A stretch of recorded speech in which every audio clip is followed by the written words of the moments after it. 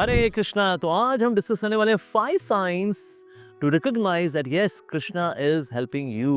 तो किस प्रकार से पहचाने कि वाकई में कृष्ण मेरे जीवन में हस्तक्षेप कर रहे हैं, उनका हाथ है, उनका ग्रेस है, उनकी कृपा है। How to see that?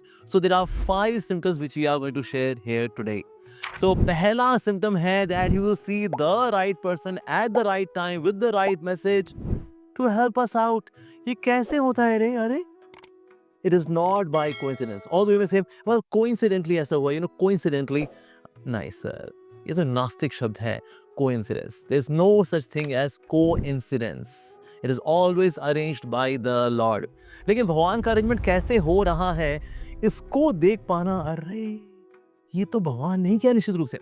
हमको याद है हमारे इस्कॉन द्वारका में अब नया अभी मंदिर बना था और हमको ना बोरिंग करवानी थी अभी पानी के लिए। क्या करें भला? जाना पड़ेगा, अप्लाई करना पड़ेगा, फिर वो बंदा कब आएगा, बोरिंग कब शुरू करेगा। अभी हम विचार कर ही रहे थे, तभी वित्तीय आया कि जी मैं बगल वाले प्लॉट में बोरिंग करने के लिए आया हुआ था, अगर आपको करानी हो तो मुझे बता दीजिएगा जी। हमने कहा जी नेकी और पूछ पूछ, बिल्कुल जी, हम तो यही सोच रहे थे। And here we could see that it is not a coincidence कि उससे पहले नहीं आया, इसके बाद में नहीं आया, और वही व्यक्ति जिसको हम ढूंढ रहे थे वही व्यक्ति आया। ऐसा कैसे हुआ रे? कभी भी ऐसा होता है कि ना कोई सवाल ऐसा होता है जो कि दिमाग में चल रहा होता है, ऐसा कैसे हो गया यार, उसका ना कुछ सोल्यूशन मिल नहीं रहा, क्या कैसे? और आप इस असमंजस में जाकर के कहीं ना कहीं हरी कथा में बैठ गए। आप आए किसी इस्कॉन टेम्पल में और वहां जाके आप बैठ गए, सोच रहे हैं, विचार कर रहे हैं, क्या होगा क्या होगा। और वहां लेक्चर में स्पीकर ने वही बात को एड्रेस कर दिया और इतने सुंदर तरीके से स्टेप बाय स्टेप ऐसे एड्रेस किया लगा कि मानो क्लास और किसी के लिए नहीं थी, वो तो मेरे लिए ही थी।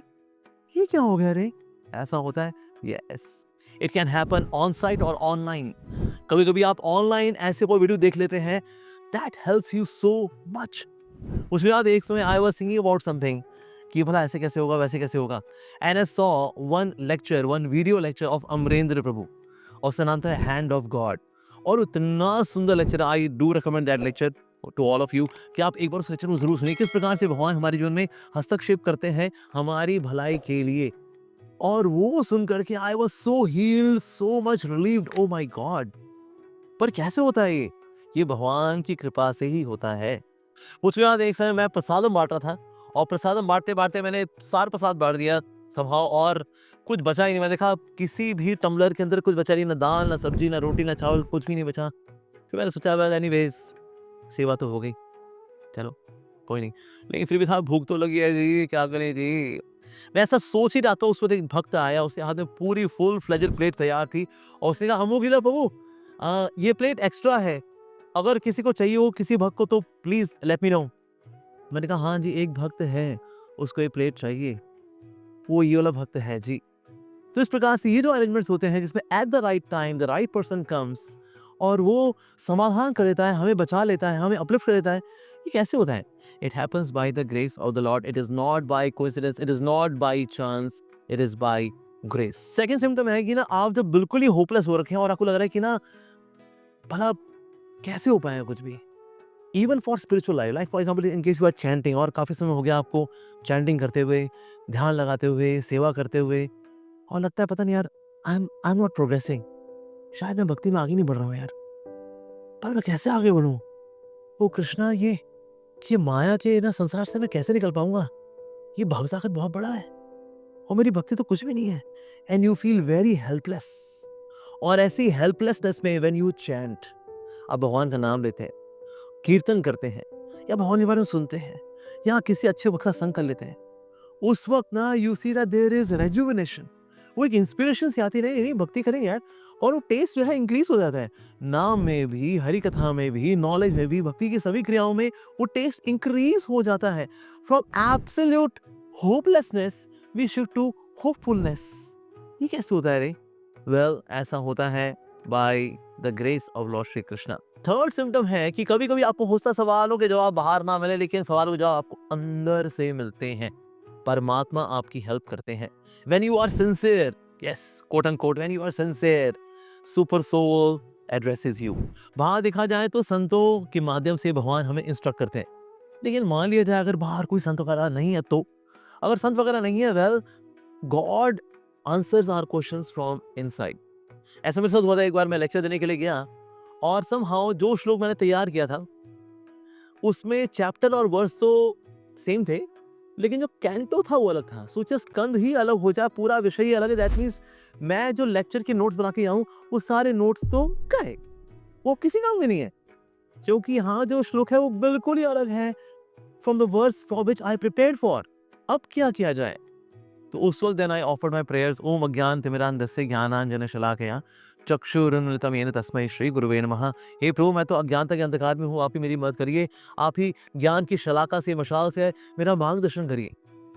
सो उस वक्त उस वर्स के ऊपर मेरे को बोलना था पूरा 1 घंटा, जिसकी मैंने जीरो प्रिपरेशन की हुई है। But since I offered my prayers, उसका परिणाम ये निकला that lecture was one of the best lecture I gave. मैं बोलता रहा, अंदर से एग्जांपल्स भी आते रहे, श्लोक भी आते रहे, और ये वाला कैसे हो रहा था? वेल, ये इनर वॉइस सोल की नहीं थी, माइंड की नहीं थी, इंटेलिजेंस की नहीं थी, ये आवाज थी परमात्मा की। परमात्मा और कोई नहीं है, भगवान श्री कृष्ण ही है। सर्वस्य चाहम हृदय सन्निविष्टो, मैं सबके हृदय में परमात्मा रूप में वास करता हूँ, and I take care of their needs as well. तो यहाँ मेरी एक नीड थी कि भला मैं लेक्चर कैसे दूंगा, how will I cater to the face of the people who have come here to faithfully listen to me. अब क्या होगा? So at that time Lord was answering. अगर हम कभी कभी असमंजस फंसे होते हैं, सवालों के जवाब नहीं बन रहे होते, भगवान कोई ना कोई हिंट देते हैं, and then sometimes we get solutions from inside, and this solution is coming from the supreme Lord.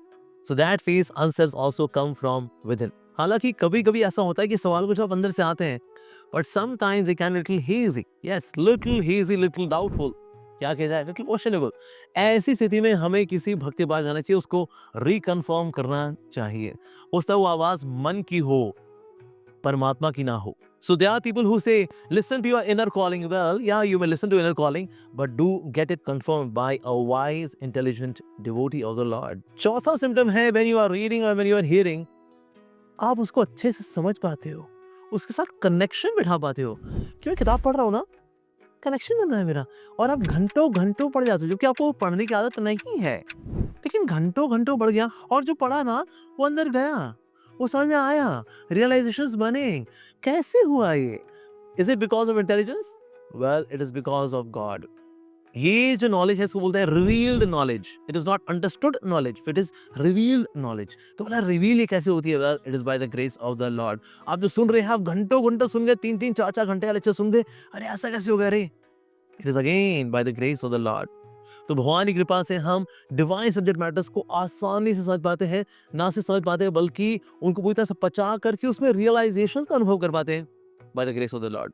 और पांचवा सिम्टम है that since we all have got some inner wounds, किसी की वाणी की वजह से, किसी के व्यवहार की वजह से वो चोटें जो लगी हुई हैं और वो हील हो ही नहीं रही थी इतने समय से, but then you see all of a sudden that these wounds are getting healed. और आप बोलते यार मैं क्या किस पढ़ने पढ़ा हूँ यार मैं, this is such low class thinking man, and then you transcend it. आप ठेसू नहीं रहते। ठेसू मतलब जिसको ठेस बहुत जल्दी लग जाती है और वो ठेस लेकर के घूमता रहता है यहाँ वहाँ, उसको बोलते हैं ठेसू। तो कभी कभी हम ही बने होते ठेसू। तो ठेस से ना आप निकल जाते हो आराम से, यार यार मेरे वुंड्स हील हो गए हैं, या wow, yes I am feeling more relieved, more calm, more focused. ये कैसे हुआ एकदम से यार? Well, this is by the grace of the Lord. So God is there as a time, as a healer, and sometimes Krishna also personally interferes in the life of a devotee. कि sincere भक्त हैं, उसके कुछ पुराने जख्म हैं, let me heal them so that he can devote himself with full devotion. So this is the fifth symptom which you can see that yes, how Krishna is interfering in my life so beautifully, so gracefully. बल्कि होता क्या है ना, अगर व्यक्ति का भगवान के साथ हल्का पुल्का भी संबंध बन जाता है, गहरा तो कहना ही क्या, हल्का फुल्का भी संबंध बन जाता है, then we can see in each and every activity, in each and every situation around me, how God is actually crafting it for my upliftment. मेरी बेहतरी के लिए सिचुएशन आई है यार, ये देख पाते हैं हम, और इसलिए किसी भी सिचुएशन में फ्रस्ट्रेशन नहीं होती है। Yes, so let's have a quick recap कि इस प्रकार से 5 symptoms हैं that Krishna is beautifully, gracefully interfering in your life. पहला है that you will see the right person at the right time with the right thing to help you out. Second, in the moment of sadness and hopelessness, you will see hope, a bright sun of hope. Third symptom is that you start seeing the divine message from within. परमात्मा आपको answer कर रहे होते हैं, आपके सवालों को जवाब दे रहे होते हैं। Wow! और चौथा है that when you are reading or hearing something, you are able to digest it very easily with realizations. और पांचवा, very importantly, आपके अंदर के जो wounds हैं, yes, जो अंदर के wounds हैं, जख्म हो रखे हैं आपकी चेतना में, जो किसी ने दिए हैं, you see them getting healed up very fast. And then you become more focused, more calm and composed. So these were the 5 symptoms we shared with all of you, that yes, how Lord Krishna is very gracefully and beautifully interfering in your life. So thank you very much for watching this video. Hare Krishna. Srila Prabhupada, Messiah of Millennium. Srila Prabhupada.